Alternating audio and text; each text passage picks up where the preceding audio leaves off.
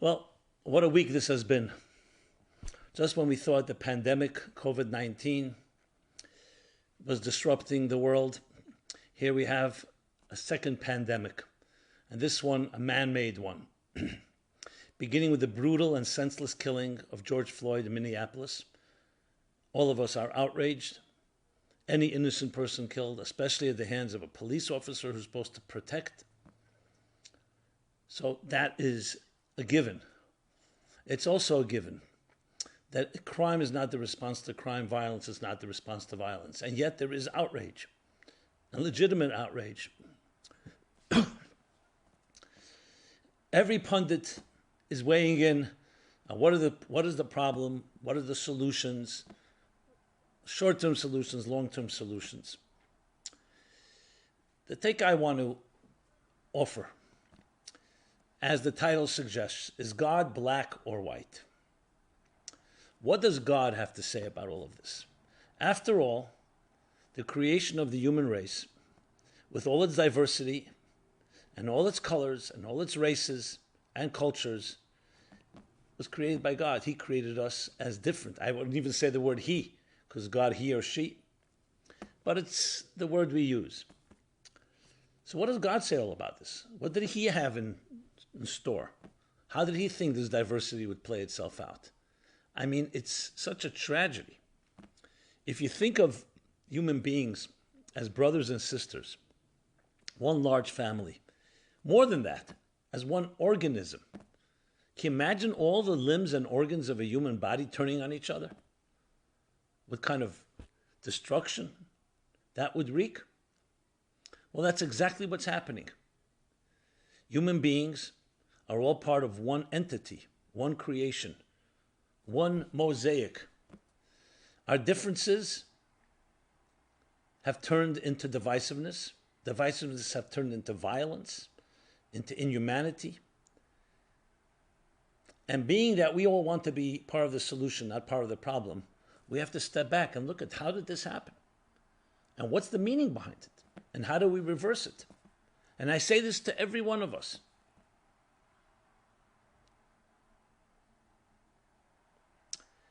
I remember a number of years ago, in one of my classes, a woman showed up, accompanied by a friend. And she was very intent, listening closely, concentrating. Everything about her seemed the average, in a good way, I mean. But then I was told by her friend afterwards that she would like to come over and say a few words to me. She came over to me and she told me that she does not see, she's blind. But she fell in love with my book, which was read to her, recorded, rough recordings. And she wanted to meet me. And I asked her, what does she feel in the room? She says she feels a vibe. She feels that spiritual vibe. I asked her if she would say a few words to the audience. There were around 100 people there. Sure. And she gets up, and I introduce her. I say, here's this woman who I've asked to say a few words to this class. I didn't describe who she is.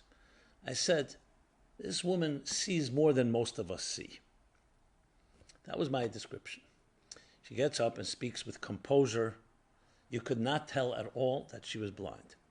And then, closer to the end of her words, she says, I don't have the disadvantage of many of you. For example, I never have an issue with the night light not being lit at night, making it difficult to read. I don't have the issue with the distractions of this material world. I only see spirituality. And the people began to pick up what's going on. It left me with such an indelible impression. Imagine if we were to close our eyes. And eyes are a blessing, no doubt. But imagine we were to close our eyes and just experience the world, experience people with our sense, with the vibe, with our other senses. What would life be like? It's a good exercise. Because as for all the blessings sight gives us, it also provides a deep challenge. It can be seductive. It can be distracting. Even though there's a cliche, never judge a book by its cover, everybody judges a book by its cover. It's a billion-dollar industry, design, book design, cover design, packaging, marketing. Yet that's the cliche. We do judge. That's what eyes do. Other senses as well. So when you think about it, and we see 7.5 billion people on this planet, and you were to close your eyes, then the only thing you would experience is perhaps different languages, maybe different vibes that they give off, but color would not be an issue. Well, the basic and most fundamental principle of all is that God is colorless, because all colors and all shapes and all forms are part of our created reality, part of our material reality. The soul has no color, it has no shape, and it has no form. It's a critical lesson to recognize, because if what defines us is primarily our souls and our spirits, then look at all the prejudices in the world, no matter what type of prejudice, whether it's anti-black prejudice, whether it's anti-Semitism, whether it's anti-Asian, whether it's anti-white, whatever it may be, is based on what? Number one, a superficial identification of people. Number two, not realizing the true essence of who we are does not have all these distractions. So when we say that God created the human being in the divine image, as the divine itself, is colorless. A soul does not have a color.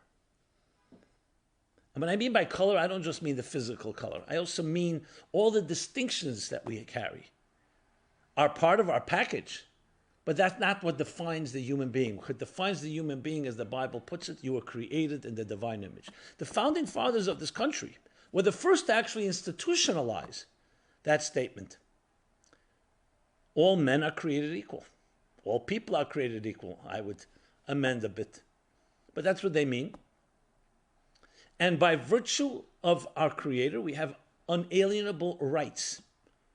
Unalienable rights, equal. Now, yes, it was misunderstood, but even by the founding fathers themselves who wrote that, at the same time they promoted slavery. They had slaves. How they figured out that irony, I don't know. But at the end of the day, the truth emerged.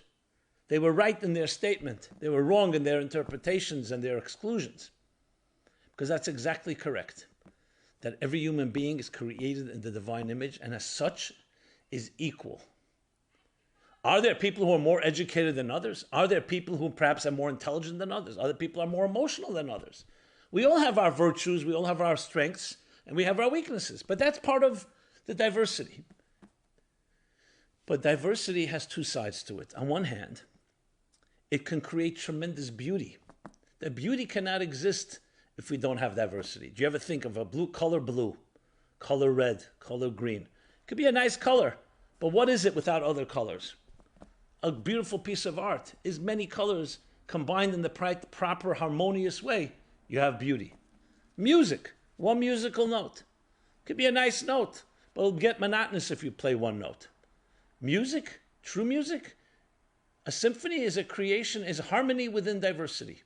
Diverse sounds, diverse beats, diverse tempo, all combined in the right direction, right way. And you have synchronicity, you have beauty. A beautiful face. Is it the eyes, the nose, the mouth, the ears, the complexion, the forehead? It's a combination of all the above and something be more than the sum of the parts. So beauty, as the mystics say, is a very mysterious entity. It's different pieces put together in the right order, and you have something called beautiful. And only possible if you have diversity. Diversity can go the other direction. If they're not put in the right order, it becomes chaos. Diversity turns into chaos. Chaos can turn into divisiveness. Divisiveness into war. War in humanity. And we've seen, history is witness. And what we've seen recently is witness to how bad it can get. So then the big question to the Almighty is this: why did you create this diversity? Why didn't you just create one entity, one color, one music? Because He wanted beauty. The divine wants beauty, and beauty is only possible with diversity, which means He also blessed us with wisdom to recognize that we are all here to complement each other, and gave us many examples. Look at nature. Nature has trillions of different parts. Systems, organisms, species, you name it. And look how it works all in some symbiotic way, like an invisible conductor of an unbelievable symphony. It's only humans that can come and disrupt that harmony. Look at the human body, a healthy human body. Again, they say between 30 and 75 trillion cells, yet working all together in synchronicity. The lack of health, a disease, infection upsets that balance. Trillions of cells, trillions. Systems. If you saw them all apart, you would never realize they can be put together in such a beautiful fashion. So we have plenty of lessons that the Almighty, the Creator, the cosmic engineer and architect placed before us to learn from, but gave us that choice. We have the choice. In contrast to musical notes can't suddenly decide to jump over the page and go off on their own with their own agenda. Human beings can. We can decide not to be part of that cosmic symphony. So is God black or white? Beyond it all these colors are part of the diversity of creation. The divine with them all, and them all are all equal. One unified whole, with the potential to go in both directions. And that's, my friends, is the story of history. It's the story of which direction do we choose. When we see the outrage, when we see the protests, even the violence, and much of it is not justified. I would say none of it is justified. Violence is never a response to violence, as Martin Luther King himself stated. It's not the way. It doesn't solve the issue. It just makes the issue worse. Crime, more crime. But when you see the outrage, and legitimate outrage, you ask yourself, how can a human being turn on another human being? And I mean this across the board. Not to minimize it all. The policemen turning on George Floyd, or a white man turning on a white man, a black man on a black man, black woman on a black woman, black on white. It doesn't matter. Asian, Hispanic, European, Middle Eastern, Far Eastern.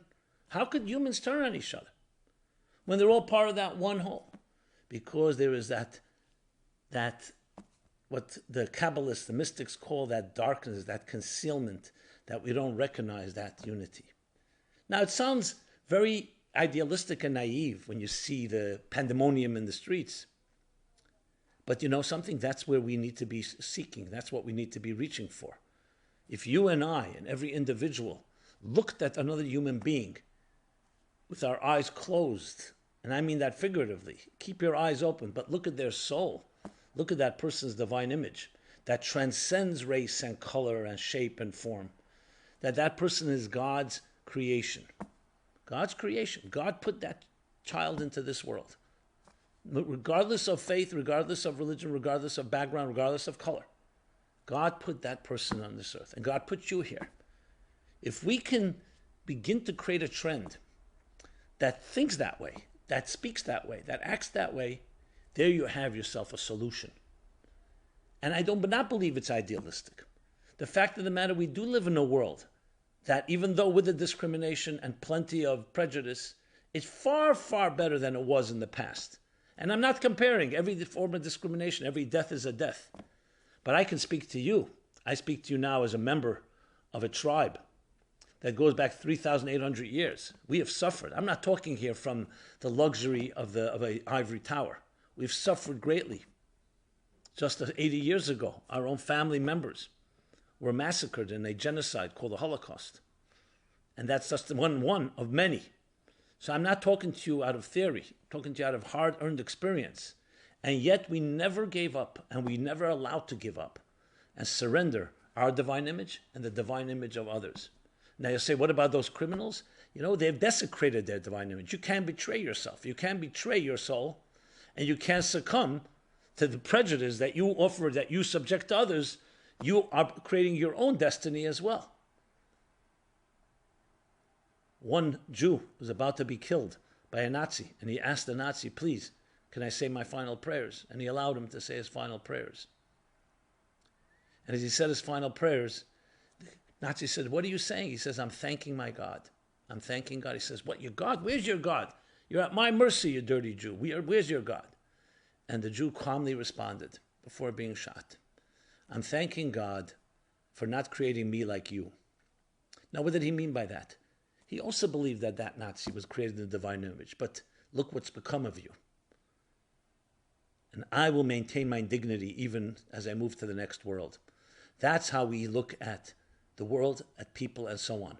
And therefore, with all the anger and all the bitterness and all the frustration, all the grief, we still do not give up on the most important thing of all. That's your own most precious resource, the divine image, the colorless divine image in which you were created, to bring that transcendent state into the world of colors, into the world of diversity, into the world of differences, that each of us plays our song, each of us plays our music, each in our own unique way. Let me dwell a bit more about color and beyond color.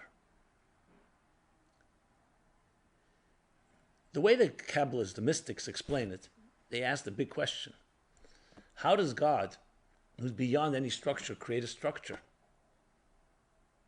If God is beyond the infinite and beyond any of the diversity that we're so familiar with, how does that type of state that's beyond any definition become part of definition? And the answer is, we don't understand God, but clearly God is beyond definition and beyond definition, and therefore can put into play a structured existence, and at the same time, it should maintain an integrity that's beyond any structure. Now, this may sound esoteric, but one of the great Kabbalists puts it this way.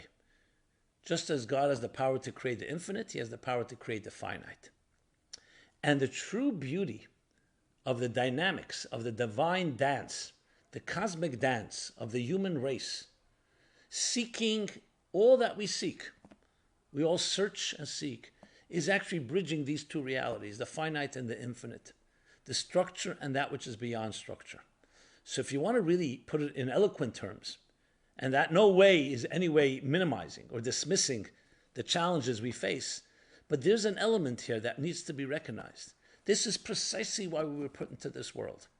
A world of diversity, which can appear fragmented, and not just appear, we can actually turn it into a fragmented universe, where the pieces can actually turn on each other, and that's called every form of abuse, every form of discrimination. And that's precisely the purpose, to bring unity within fragmentation. To use an analogy, imagine someone writes the most beautiful book, story, narrative, and then takes that book, rips it into pieces, and scatters it all across the earth, all across the universe, and says, your mission is to go and gather those pieces together and recreate the narrative, like taking pieces of a jigsaw puzzle. Yes, is there potential for divisiveness, for war? Yes, there is. But you are now a partner in telling a deeper narrative, because once you put them pieces together again, something greater happens. We know we could be fragmented, we know we can be separate, but we learned how to recognize the way we complement each other. And then there's something more than the sum of the parts that emerges. My friends, this is the challenge of life from the beginning of time. Throughout history, there are moments, and here's a moment that we're living through right now, where it becomes glaringly obvious. So it's true we need to do whatever is possible to create calm and peace and justice for all, and do whatever it takes. But we have to also recognize the bigger moment. The bigger moment is that today, with technology and with our means of communicating, unprecedented means, let us see it for what it is. Hopefully, the final step in us putting together the pieces, the fragmentation. So, addressing the short term, providing the justice that's necessary, changes necessary, making sure that every human being is always respected, not just because it's a nice thing, but because it's a divine thing, but also realizing that we're at a juncture.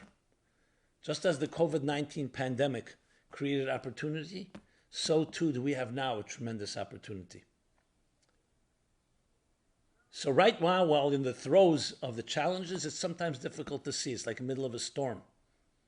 But step back for a moment and ask yourself, whoever it is that you know or don't know, can we look at each other in new ways?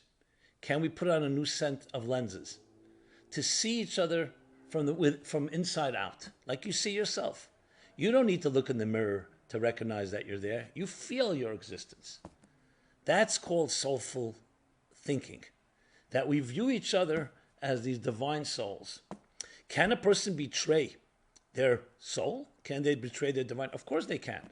A criminal in prison who may have done the most horrendous things has a divine image, but unfortunately it has been betrayed. It has been concealed. And that person may be a threat to others, and therefore they have to be, the free people, the innocent people have to be protected. But we never forget that the spark is still there. And hopefully we can rehabilitate, educate, and that person could come back to own their own and reclaim their divine image. Obviously, we have to be careful because people often tend to resort back to their habits and routines. But we always have that hope, and we always aspire to that. I find that when you look at life this way, it changes your whole perspective. First of all, you don't get trapped and caught up in the momentary battles of life. Yes, you know they're happening. You know that they are part of reality, but you don't become part of it. You look at it and say, what can I do to correct it? Unless you have that higher perspective of looking at God beyond black and white, beyond red and blue and yellow and red and orange and green and so on, beyond colors, recognizing that life is not black and white. There are nuances. Each individual, each entity of this world, each person has their thing that they need to contribute. We may not understand, just like we don't understand all the grains of sand, or every snowflake, or every star in the sky. They're all part of a necessary mosaic. Purportedly, when the Archduke of Austria heard the first time Mozart's great symphony, one of his great pieces, he considered himself a connoisseur of music. So he says to Mozart, he says, beautiful, but Mozart, far too many notes. Far too many notes. And Mozart allegedly responded, he said, yes, Your Majesty, but not one more than necessary. Another version is, which one do you want me to remove? So when we look simplistically and superficially, we don't always see how each piece adds to the puzzle. I remember always thinking about the fact that the human body, with all its different details, as I mentioned, you think, is there anything that's extra, anything superfluous? So when I was growing up in high school, they said there were two things. There were three things actually then. The tonsils, the appendix, and your wisdom teeth. I was one of those from the baby boomers that got my tonsils removed. Later they discovered tonsils has a purpose, a function that prevents certain infections. Then came the appendix. What is the purpose of the appendix? I think recently there have been some theories. And the wisdom teeth. They're in a place that cannot be used for chewing, for eating. So many of us, either they just sit there, or they have to be removed because they cause problems. So I remember once giving a class and someone said to me, don't tell me the world is perfect, that every piece is indispensable and necessary. Look at the wisdom teeth. Look at the appendix. And I looked at him and said, let me ask you something. If you saw, I'm just using a number, I don't even want to use 75 trillion. Let's use 1 million pieces. You saw 1 million pieces, everything fits into a puzzle. There are two pieces that don't seem to fit. What's the logic dictate? What does your logic dictate? That there's no order and chaos, and the 999,998 are all an accident? Because the two extra ones exposed, that the rest of it must all be random. Or the other way around, that there's order, an organization, and a plan. We haven't figured out yet how those two fit in. Which is more logical? The answer is obvious. So when you see trillions and trillions of pieces all working, and then there's one or two, or a few that we don't figure out yet, the humble person doesn't say, oh, the rest of it must all be an accident. You say, I didn't figure it out yet. This is the mystery of the human race. Each human being has an indispensable role to play, an indispensable musical note. This is the poem, the famous poem by called the Voiceless. There's that devastating line that he says in the Voiceless. Alas to those that die with their song still inside them. Alas to those that die with their song still inside them. We each have a song to sing. We each have a unique voice. It does not matter what the color of your skin is, where you come from, what culture, what race, what country, what religion, what non-religion. You have a unique song that is your song to sing. And how do you know that? Because God put you here. You wouldn't be here if that did not exist. Birth is God saying you matter. It's the opening of my book, Toward a Meaningful Life. Birth is God saying you matter in the chapter on birth. And being that this is around Toward a Meaningful Life, let me refer you to the chapter on love. At the end of the chapter, there were riots in the summer of 1991 in Crown Heights, where I lived. I remember that night. And there were the riots, very eerily similar, much larger now, but it was on a local level. And the police were told to stand down, to let people vent. Mayor Dinkins went to the Rebbe, Lubavitcher Rebbe, and asked him for a blessing that the two people should be able to work with each other. He meant the blacks and the Jews. And the Rebbe corrected him and said, and it should, to the point they should recognize they're not two peoples, they're one people, under one government, under one God. This is the role of government. Not to replace, but to, as the founding fathers said, to uphold, to embrace the principle that all people are created equal, and recognize we're all under one God. And as such, we're all part of one whole, each in our unique way, each in our indispensable way. So yes, there's a state that's completely beyond colors. I don't like the word colorblind, but it's definitely beyond shape and forms. And it's our job is how to draw that in. If you check out the chapter on love and the chapter on government, they describe specifically the responsibilities of a government to enhance that individual uniqueness, that individual indispensability, at the same time recognizing how we complement each other. To keep that balance, because self-interest can get in the way. Many things can get in the way. So we need authorities to make sure, to be the arbiters, to make sure that the balance between the diversity and the harmony is kept. God bless each one of you. God bless us all together. May we both be diverse and united, and they complement each other. And may we be able to rise and use this opportunity to discover these deeper and inner truths about each other and about everyone around you. Embrace your brother and sister, whatever color, whatever race, even if they're completely different than you are, even if you have long-held prejudices, man-made biases, and let us all love each other and recognize that love is the harmony within diversity. Thank you.